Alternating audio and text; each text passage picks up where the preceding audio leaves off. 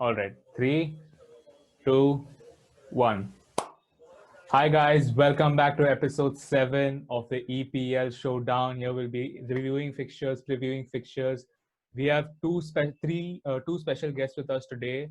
Emmanuel Mordom from Chelsea, Prasham Kothari from United Star, the normal Jeet Shah from Chelsea as well, and me, Jaden Fernandez from Man City. Let's get right into it. The most awaited fixture, Liverpool versus Chelsea. Liverpool lifted their first Premier League title in 30 years. Emmanuel, bro, what are your thoughts on the Chelsea performance versus Liverpool? First of all, fair play to Liverpool. To sum it up, this game basically was our season in a nutshell, right? We've been pretty good going forward, but they've just exposed our backline and our keepers. So, that's just been the constant theme throughout the season. So, in a nutshell, that was it. Look, we can rant all we want about Kepa, but even the defense didn't do him any favors. The only standout performance I could say was Pulisic, who came on. He kind of ran the show for those 25 odd minutes that he was there. But apart from him, we were like pretty mediocre to say the least. Yep. Do you feel your midfield also had a part to play in this? Oh, definitely. See, Jorginho and Kovacic had a good game versus United. So, I could see why Frank would have, probably chose to start with him, but it didn't click, you could say the least. See, you could just say that Liverpool bossed that midfield to a certain extent. And even the last goal, Jorginho, what was he doing? You could you're supposed to just take a player down, just take one for the team. What's the least that can happen? Even at that point, at 4-3, I thought we were still pretty much in it. It was that Chelsea Ajax kind of a vibe. You could literally feel that last goal coming. But I think the fifth goal just carried it out for us at that point. Do you feel that? What do you feel of this result in the full top four picture as a whole? Yeah, so even before our game kicked off, we knew about the United result, right? And we were like, that's all we need. We just need a point. And to be honest, I didn't expect us to win, but I thought we had enough quality to at least see a draw out. And conceding 5 goals was, it's not frustrating, but it's disappointing. That's the way I would put it down. But Right. even then, we still have a game to go, and I'm pretty Yeah. confident we can at least nick a point, right? I don't want to totally rely on the United result in order to get Chelsea through, but I would like to maybe take, Chelsea to probably take charge of their own destiny. Yeah. Yeah. So moving on then, Jeet Shah, why do you think Pulisic didn't start against Liverpool, Bro, I considering he think, was rested against Man United as well? a lot of reasons actually. I mean, people say that he was exactly rested against Man United, but that's not true. So he was subbed off in the Norwich game and he was carrying a minor knock to his calf, I think. And Frank said that before the United game that he's carrying a small knock, but he'll be fit enough to make the squad. And obviously, the way the United game went, we didn't really have to put Pulisic on. That is why he decided to not risk him. But then, even going into the Liverpool game, he probably did not recover at the speed Frank expected him to, and he wasn't 100%. So Frank did not want him to risk him going out for the Wolves game or the Arsenal game, which is why he didn't start. But yeah, a lot of points from that game, to be honest. Like, if you ask me, I was disappointed from the lineup because that that lineup worked out really well against United. But that United team was one which did not press at all. So Jorginho Yeah. enjoyed a lot of the ball, and they were basically they had all the time to roam around with the ball and like pass it sideways. But then when you're playing a Liverpool side, who's probably who's probably the best pressing unit in the whole world, you cannot Yeah. play a midfield duo of Jorginho and Kovacic, especially when Jorginho is so bad in making those tactical fouls, which exactly led to the fifth goal. So I think Frank got the lineup wrong a bit, but then obviously it was a horror show defensively. And like Emmanuel said, it's a story of a season. We score 3 goals, we score 4 goals, but we concede 5, and that's not done. Like, like I think Liverpool had 5 or 6 clear-cut chances, and they scored from 5 of those. So that's embarrassing for Kepa. That's embarrassing for the defensive unit as a whole. But if there's one man that I think really let us down on that day, then I'd say it would be Kepa, because you expect him to at least make one save out of those five. One save out of those five, and I'm telling you, we would have gotten away with the result. Like the way it changed from 4-1 to 4-3 in a matter of 10-15 minutes, you could see that we are really going to get the fourth goal. And like it was disappointing to then concede on a counter attack, and especially a save that hit his arm, but he couldn't parry it away. So yeah, I'm honestly done with Kepa. You'd ask me. All right. Then going forward, you all are now facing Wolves, who have the fifth best home record, or Away I'm not record, sure, yeah. the fifth best away record in the league. Do you actually feel confident going into this game, Not yet. considering you all actually might lose or lose top four in that matter? Bro, the thing with Chelsea is like be capable of putting in an amazing performance and beating Wolves on a day. But at the same time, you're never sure if it's going to be Chelsea's day. Like and obviously when pressure's on, we've got a lot of young players. Like I'm not confident at all about a win. I mean, one thing I can be confident about is a response from the Liverpool game, because that's something we've seen with Chelsea throughout the season, that we've come back from defeats quite quick. But then Wolves aren't an easy side at all. They'll come with a solid game plan. Nuno is a solid manager. He lost to Chelsea 5-2, I think, in the first fixture, and then he'll have that in his, he would want to be getting revenge this time and clinching top six for its side. So like it's going to be a highly motivated Wolves, a Wolves that is in good form. I don't think they have lost post the restart, have they? Apart from I'm not They quite sure. lost I to don't think Arsenal, so. Yeah, right? we lost to Arsenal 2-0. yeah, they Yeah, they lost did lose Arsenal, to but Arsenal. that's it sort of. So like they're in good form and they are very good defensively, shape wise. So I don't expect it to be a cakewalk for us, but then I hope we can at least get a draw. All right. Emmanuel, I mean, you know that Raul Jimenez and Diego Jota, they are the key players of Wolves. I mean, You're 50 missing one more almost. guy. Who? Adama Traore, bro. Traore, I mean, okay, all right. Even if you include him, these are the three key players of United Wolves. They have combined to scored a total of close to 50% of Wolves' goals this season. True. Do you think that Chelsea have it in their defense to actually hold them? See, I see this as more like, Frank's got to come up with a brilliant, like a tactical masterclass over here, because I feel he's going to match, with a, three other back kind of a system. And, we are going to play on the flanks. So, I mean, it's going to be a pretty open game.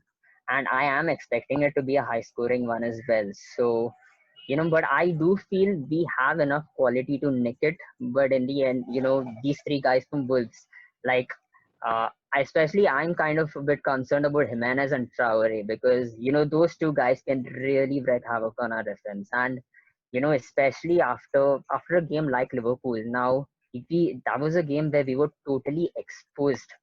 Now, I don't know how confident our defense is going to be. So, that's probably our only weak point. But I think going forward, I mean, if Pulisic starts, I think if Hudson-Odoi starts, and I think Giroud is going to start anyways. So I think there are going to be goals from both sides, but I think we have enough quality to make a result. So I guess we'll move on to Man United then. Prasham Kothari, bro. Man United drew versus West Ham. I mean, y'all had a golden opportunity, but you'll still. What are your thoughts on the West Ham game, at least? I don't know, man. I thought like we played all of 5 minutes of football against West Ham, and then the rest 85 minutes was absolutely rubbish. We were poor in midfield. We were poor in defense. I mean, defense, okay, we didn't concede, so that was okay. But had it been a team like Liverpool or City, we'd probably end up conceding a lot more goals that day. But I think the main problem against West Ham was the problem we've been having since the Southampton game.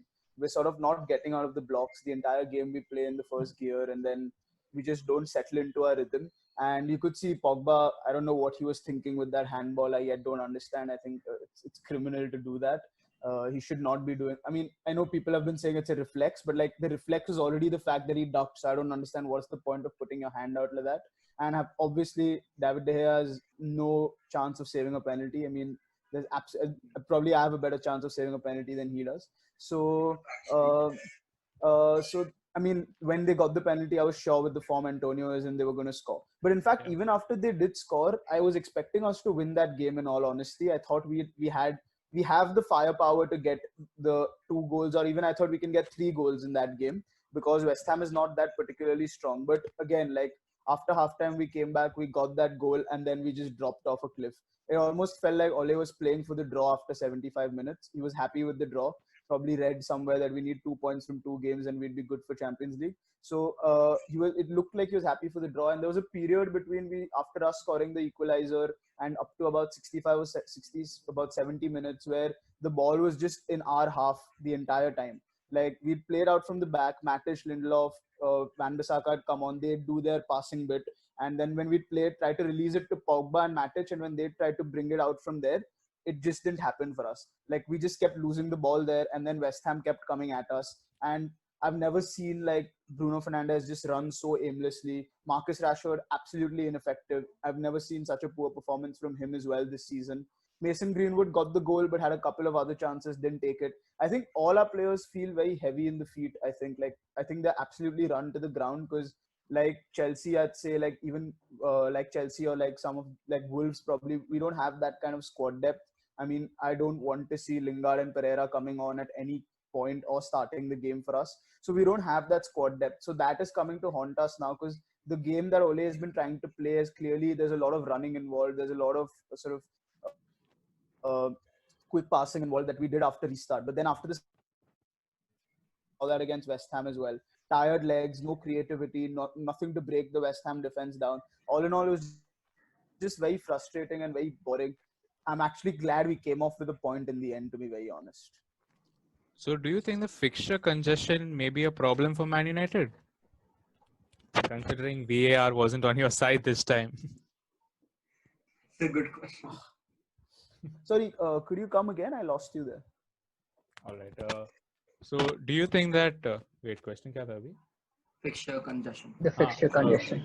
do you think this was actually because of the fixture congestion, or do you think that it was Man United's VAR not helping them out again? I don't think it's anything to do with VAR. I think we've had our equal share of luck, and we've been unlucky as well with VAR. I think VAR in general is a whole other debate, and how it's absolutely been useless in my view this entire season. But I think fixture congestion has played a part in it. But I don't think that's an excuse. I really don't think that's an excuse because all teams are playing those same fixtures. And I can understand if West Ham was battling relegation and then we drew against them. They had nothing to play for, and yet they look like the team that needed the 3 points. And that's sort of what disappointed me, to be very honest.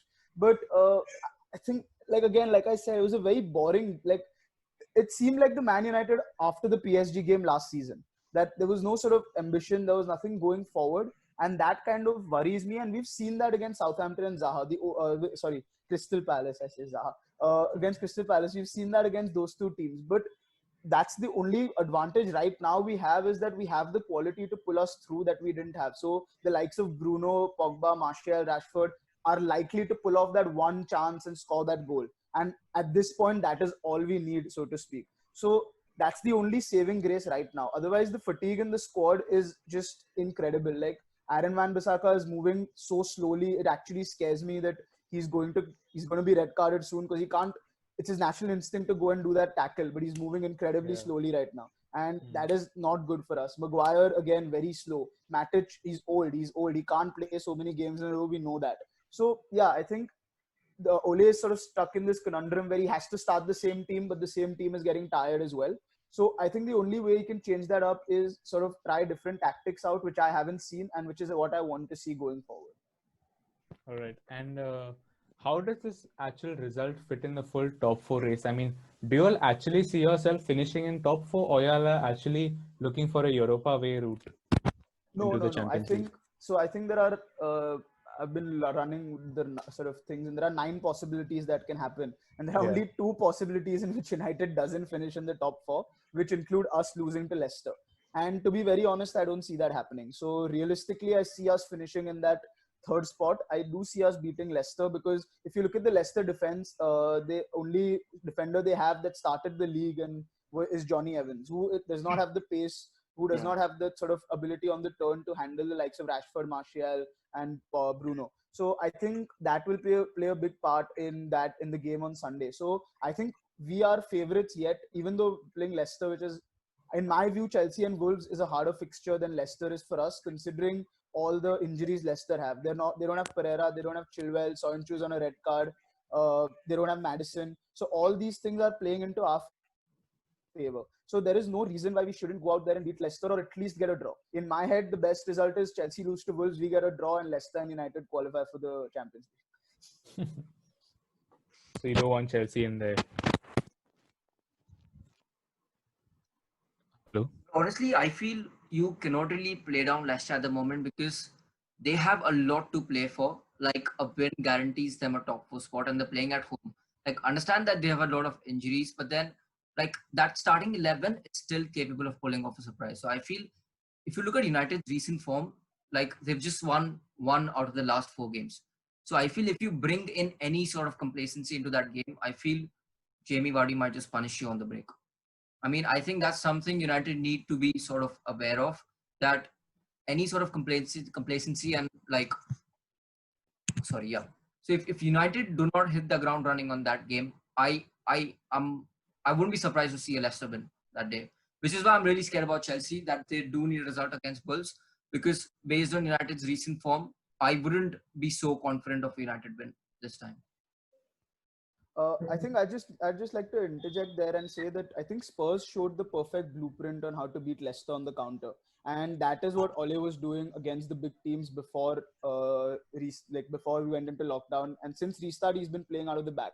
I think if we just go back to that counter-attacking style and unleash the likes of Martial and Rashford, like I said, with Leicester's defensive sort of lack of defense rather, I think it'd be great for us. And yeah, I completely agree. I mean, Jamie Vardy on his day is unstoppable, and we'd probably need David De Gea to pull off a David De Gea of 2017 and not the current David De Gea. But bro, like what sort of has helped this United season has been the change of tactics from Ole ever since you signed Bruno, wherein you gave up counter-attacking football and moved to more possession-based football. What Bruno was more comfortable in, and that sort of made your team tick. So if you're suggesting going back to the same counter-attacking method, I don't think that would be optimum for players like Bruno Fernandes, who require the ball at their feet all the time to make an impact. And literally, like 90% of your goals right now come via Bruno Fernandes. So I think if you switch to counter-attacking, you're limiting your best player. And I don't think that would be the best way to approach. Obviously, Spurs are a different side. They have different players. If you look at Spurs' midfield, they have no creativity there at all. So counter-attacking really suits their style with pacey players and so on coming. Obviously, you've got a lot of pace in Rashford, Martial, who are suited to counter-attacking, but Bruno is the player who's making your side tick right now. So I don't think you should go for a complete counter-attacking. I think a right balance between the two would work, wherein there are phases within the game where you choose to defend, like sort of, absorb the pressure and not let them score, and then hurt them on the counter, and also have your own share of possession where you create and sort of, try hurting. So I kind of agree to that, but like I have a mixed reaction on that because I'm sure Jaden remembers the game before lockdown against City where we got the win, which Bruno was a part of, right? And we played on the counter and we got the 2 goals. I think in this game, more than the way we play, it's important to get that win. I would go for the win. I wouldn't go for the draw. So I don't care. Like I don't care if Harry Maguire finally decides to head a ball properly into the back of the net. I don't care if that happens. Quite honestly, I just want that win, and I think the best chance we have is to not sort of fall into Chelsea's trap and Leicester's trap and stifle them in the midfield essentially. Like stop the likes of Harvey Barnes from using and Jamie Vardy and Ayoze Perez from using sort of that pace they have. And the best way to do that, in my view, is obviously if you play out from the back, I think they'll press us a lot. So the best way to do that is play quick passes out of defense and try to play as much as possible in their half.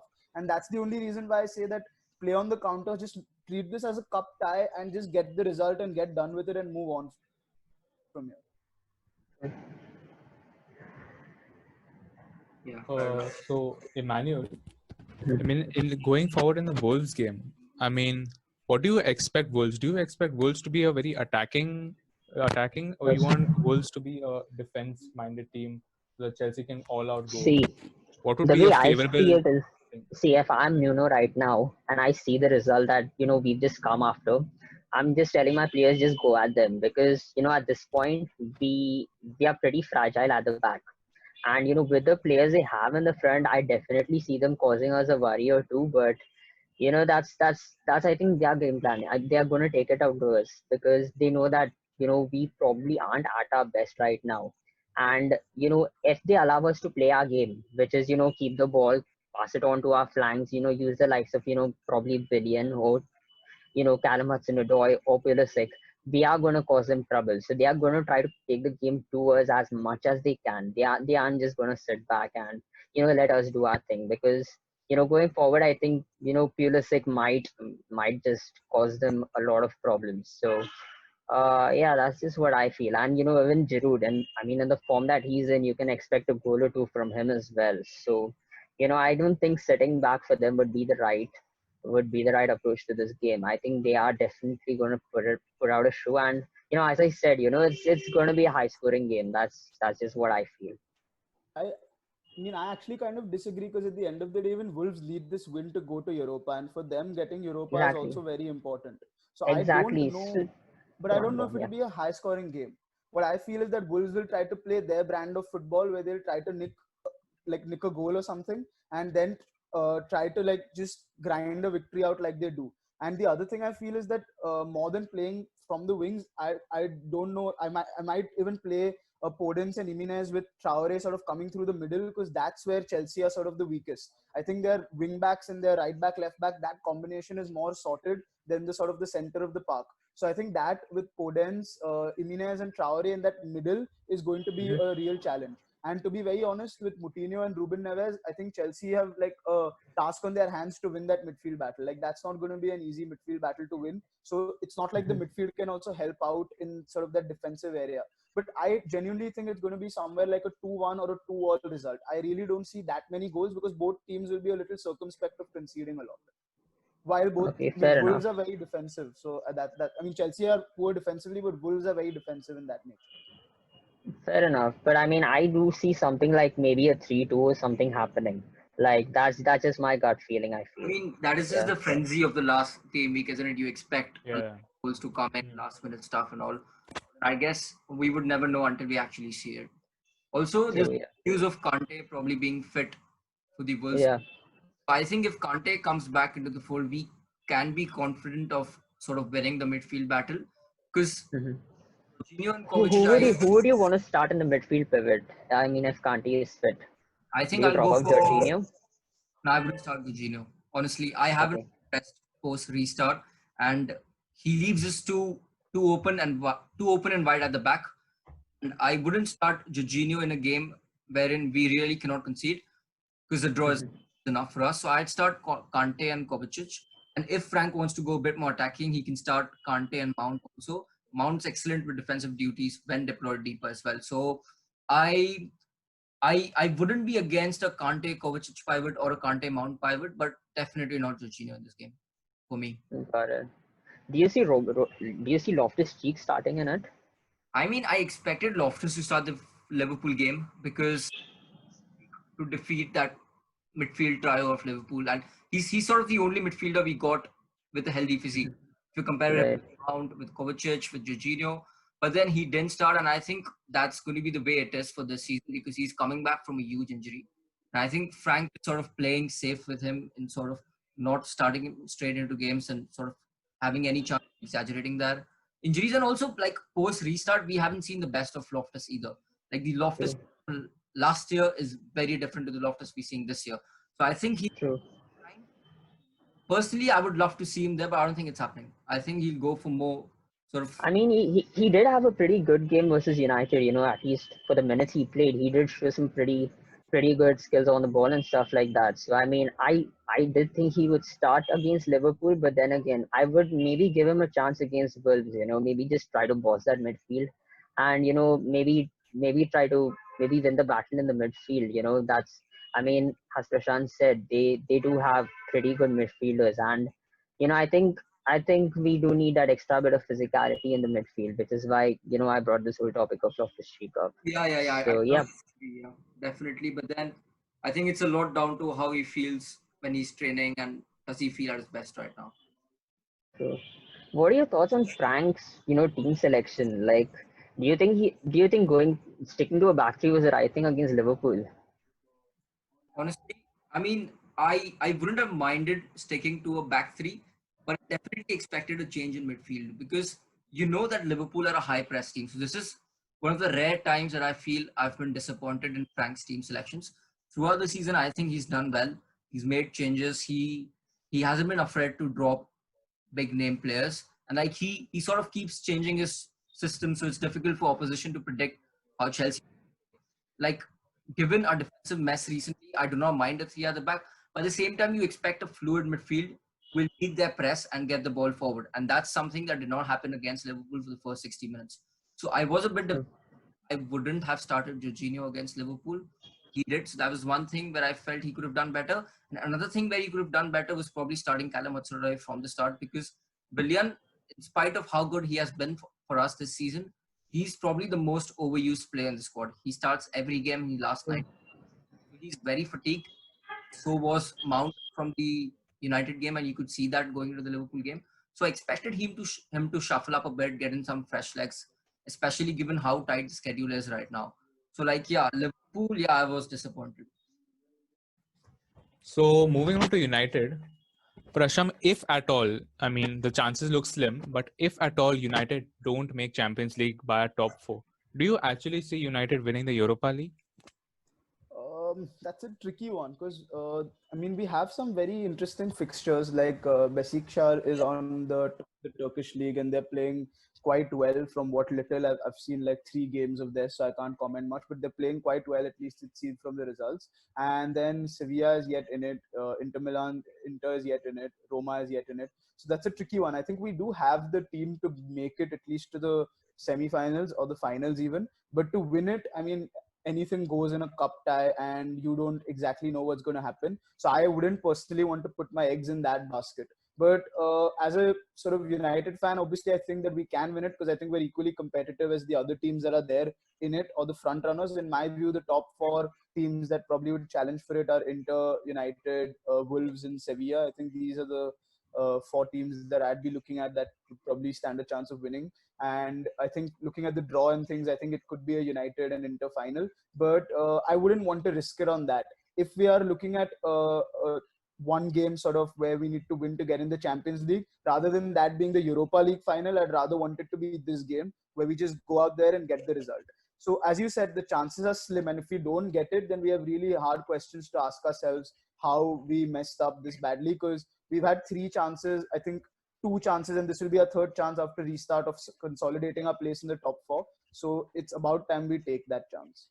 Yeah, and like United this season haven't really performed well when they're under pressure. Like they always seem to choke when they need that win to secure a top 4 spot. So like I wouldn't really wanna risk my Champions League berth on a Europa League final because then you would play under pressure again, thinking that there's Champions League on the line. And I'd rather get my qualification through the league and play pressure free. That's when you usually get your best performances, like Chelsea did against Arsenal last season. Yeah, I think Yeah. I completely agree. I think we must get. I mean, to be very honest, I don't see us slipping up. I don't see us losing to Leicester come Sunday. I don't think Leicester have the depth in the team to beat us. It'd probably be a draw or we'd get the win. Fair enough. All right, Right. then let's move on to the next hot topic, that is the relegation battle. I mean, the Premier League relegation battle has always been right till the last day. So we have actually 3 clubs who are there. We have Watford, Villa, and Bournemouth. If Bournemouth win and the other 2 teams lose, then it's Bournemouth survive. But it's again tough. Watford are playing Arsenal, Villa are playing what, West West Ham. Ham, and Yeah. Bournemouth, I'm not sure who they're playing, but one sec. Villa is playing Bournemouth are West playing Ham. Bournemouth is playing Everton. Everton. Everton. Everton. Everton. Everton, Yeah, Bournemouth are and playing Everton. Watford, So, Arsenal. Prasham, what are your thoughts? I mean, who do you think would actually survive? So I think Villa is in pole position, like it's in their hands. But I just want to bring up one point here is that Villa is in this position because they got that lucky point against Sheffield in the first game after restart when it was a clear True. goal. So Watford could potentially be relegated because of a technological failure of sorts, and which is sort of massive. A club being relegated because of that. So I think that's something that, I mean, people like the Premier League won't want to consider it and the media won't report on it. But I think it's very important that we look at that as well. But I think Villa are in pole position. They're playing a West Ham team that are playing well. Of course, Mikhail Antonio is playing like prime Drogba almost. So I think it's a great chance for Villa to maybe get a draw at least in that game. And to be honest, I don't see Watford as in the relegation sort of coming out of that place at all. They sacked Nigel Pearson after he got the most points after he'd been signed as manager from the bottom half of the teams. So I don't understand. Something is inherently wrong with the management there. Nigel Pearson apparently was sacked also because the management or the board of directors were interfering too much with the football. So I think Watford are in a little bit of a trouble in that sense as well. Whereas I think Eddie Howe might actually be able to pull off a result against Everton, which I Yeah. see as more likely because Eddie Howe knows how to win games in the Premier League. He's done it for a long time. And I feel that Bournemouth team showed us against City they could have got a point. They could have got a point against City in the last game against Southampton. They were very close from getting a point over there as well. So they're really trying. They're really fighting tooth and nail to stay in the league. And out of Watford and Bournemouth, they are really the ones showing that fight. And of course, Villa are showing that fight as well. So I would not be surprised if Villa win against Everton. And then it depends on what happens in Bournemouth win against Everton, and then what happens in that Villa and West Ham game, which I expect a Villa draw and them being safe. But last day, anything goes. And so, yeah, in my view, Villa stay up and Bournemouth finish just miss out by a point, and Watford will lose to Arsenal. Because Arsenal, remember, also if they lose, they finish in 10th place, which would be a horrible season for them. True. So your final prediction is that Villa stays on top. Yeah, by a point. If they will get a point and stay, because even if they lose 1-0 to West Ham and Bournemouth win 1-0 against Everton, they go through on goal difference as they've scored more goals. So Bournemouth has to outscore. They have to score 2 goals maybe, or even 3 goals, or Villa has to lose by 2 or 3. I don't see that happening. Also, inherently, I think in terms of player quality, Villa have got some very good players there in Grealish, Douglas Luiz, Horahan, and these guys are pretty good. And they'd probably be able to get a draw against West Ham. All right. Then. Emmanuel, what are your thoughts? I mean, who do you think would survive among these 3 clubs? I do think Villa have enough quality to make it through. I mean, as he said, I think Grealish and McGinn and stuff like that. They do have enough quality. I think they're going to be safe, and I think Watford and Bournemouth are gonna just go down. Bournemouth. To be fair, Bournemouth are quite a good team. I feel Bournemouth would actually survive. I don't want. I mean, as a football, as an As a EPL Chelsea fan, fan, we have our reasons to No, not what bring Bournemouth? Bournemouth into. They've taken I would 5 actually bloody want points Bournemouth. off us, bro, this season. 5. I mean, I would Chelsea's want season Bournemouth only to has been stay, such. You can't blame. I mean, Bournemouth. not Chelsea's not season has been not such. Bournemouth, man. Come on, they're literally fighting for relegation, bro. They get 5 points against us. West Ham gets I 6. mean, that's a summary of. I mean, all the clubs barring Liverpool in it. True. Yeah. So, But Jeet, I mean, I agree with you. I agree with you that I want Bournemouth to stay. There are not many small town clubs with less money in the Premier League, and what Eddie yeah. Howe has done with them since the last 11 years he's there, he's got them up through 2 relegation, through divisions. They really, if there's one club that deserves to stay in the league, it's Bournemouth, That's because this Bournemouth. the way they play is quite amazing to watch. I mean, obviously, Eddie What are Howe your- is an aggressive manager, and like you feel for Bournemouth lately because they've almost got results, but got hard done by sometimes refs, sometimes close off that calls. Like, if there's any team who's got the best momentum right now, it's probably Aston Villa and Bournemouth. And with Aston Villa, obviously, the individual talent-wise, they're the strongest, but then they haven't really got the formula right this season. And they've got a tough match at Everton. Everton again haven't been the best, but then Everton is a talented side, and if Carlo Ancelotti's on it, he's going to make it tough for Aston Villa. So, like, I don't know. For Bournemouth. I mean, I think it's a 50-50 between Bournemouth and Aston Villa, but definitely not Watford, like Prasham stated out. They're in a mess right now. They've got good individual talent in Ismail Assar, Pereira, and stuff, but then I don't see them staying up this season. Yeah, that's true.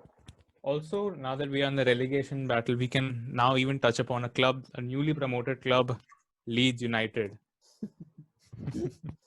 Leeds United are finally back after 16 years in the Premier Next League. season is going to be full of surprises. You never know. Crazy, Yeah. yeah. I see Leeds United being in the top four up until December, and then Marco Bielsa self imploding because that's what he does. I think I'm gonna join hands with United in hating Leeds from now because that chant of saying "Stop crying, Frank Lampard" just winds me up, bro. Enough. You were the guy who's But I supposed to mean, he inspire. did have the last laugh. Yeah, he did have a last laugh. They still choose to sing that same song. So I'm like, new I, song. I As a, I'm as, actually looking forward to Leeds coming back to the Premier League. I know they'll raise their game against United because it is the biggest rivalry for them. But let's face it, they're not even close to being on our level at this point. But that doesn't matter, of course, in a derby, and they are going to raise their game. But yeah, it'll be fun as a United fan. It'll be fun to watch another sort of derby game where we actually win. So I think we should win. But the most exciting thing about Leeds is Bielsa coming to the Premier League. I think that is going to be incredible to watch. I think Bielsa is an incredible manager, and what he's done with the teams he's managed in terms of Chile, in terms of Argentina, with that Athletic Bilbao team, and now with Leeds, it's not easy to keep going to go for the playoffs in the championship and then win the next season. It doesn't happen often. Generally, the Yeah. teams that lose in the playoff games drop off, but he's been able to do that. So I think it'll be interesting to watch Bielsa, and we've heard like Pep and Pochettino and all these guys talk about how he is the sort of generational manager of this season, of this generation, and things like that. So I think it'd be interesting to watch him in the Premier League, but I don't see them as much of a threat. I think they can finish somewhere in the mid-table, and I think they will survive the Premier League. But it's just going to be fun watching Bielsa. That's the most exciting. They probably will play the best football next year. You know, I so, see them having more of a Sheffield United kind of a season, yeah. to be honest. Yeah. Yeah.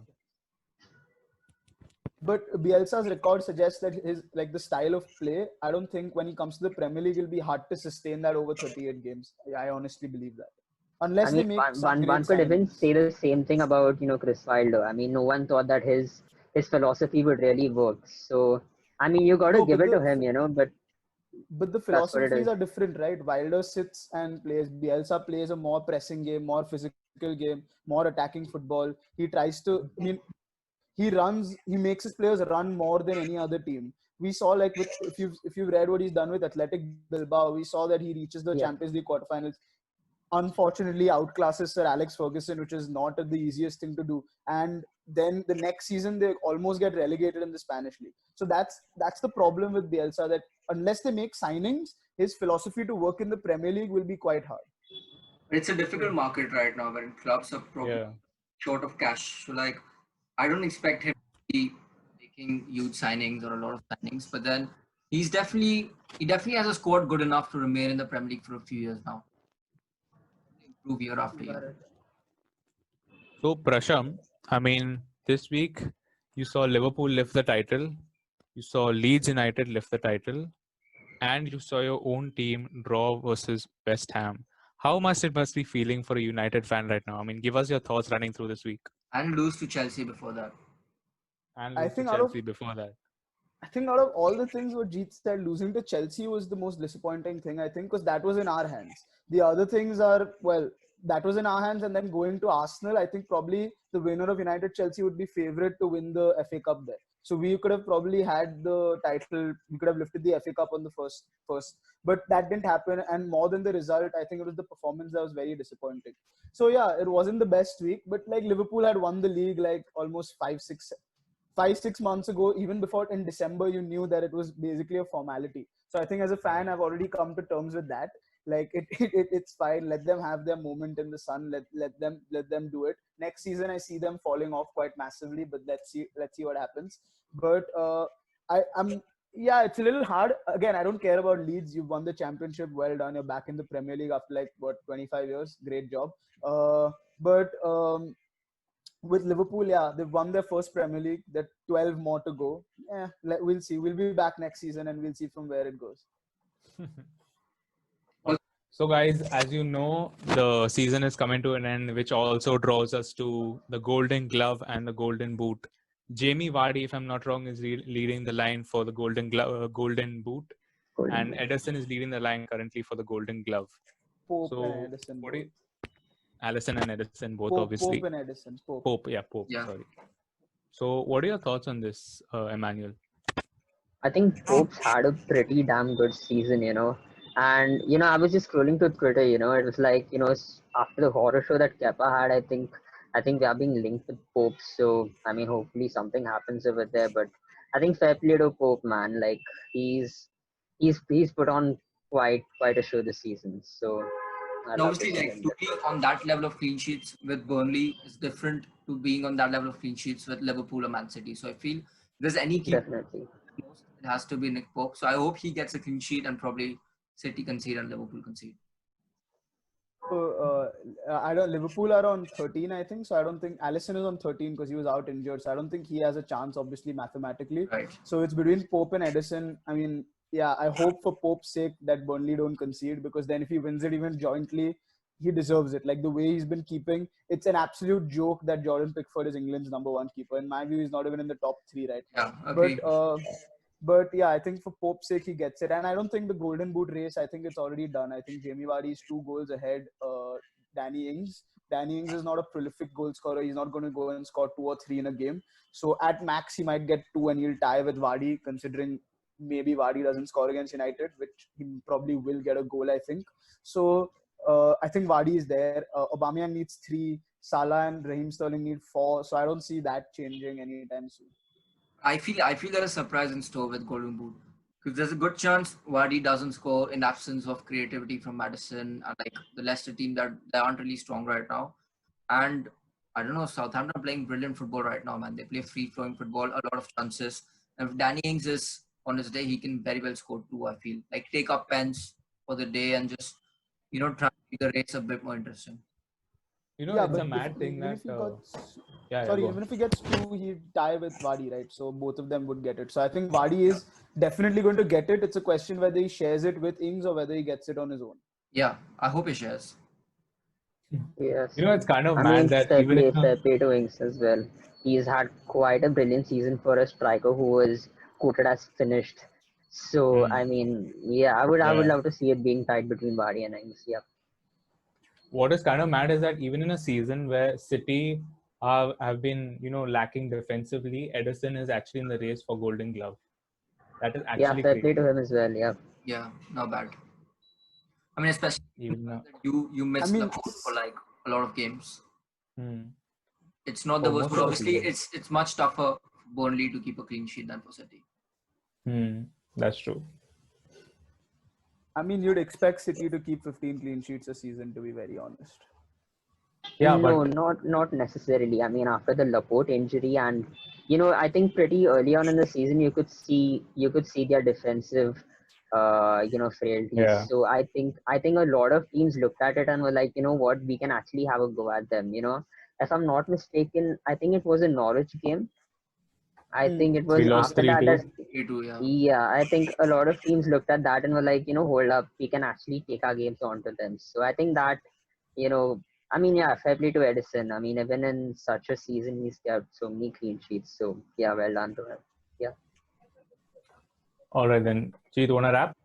So that's it, guys, for episode 7. Thank you so much for watching. Please like, share, subscribe, and don't forget to check out Prashant Kotari's YouTube channel at United Star, and Emmanuel Mordom's MMMCFC page on Instagram. Please subscribe to our channel, like, share, subscribe. Comment down below what are your thoughts on the relegation and who will finish top 4. And thanks for watching. Bye. Thank you.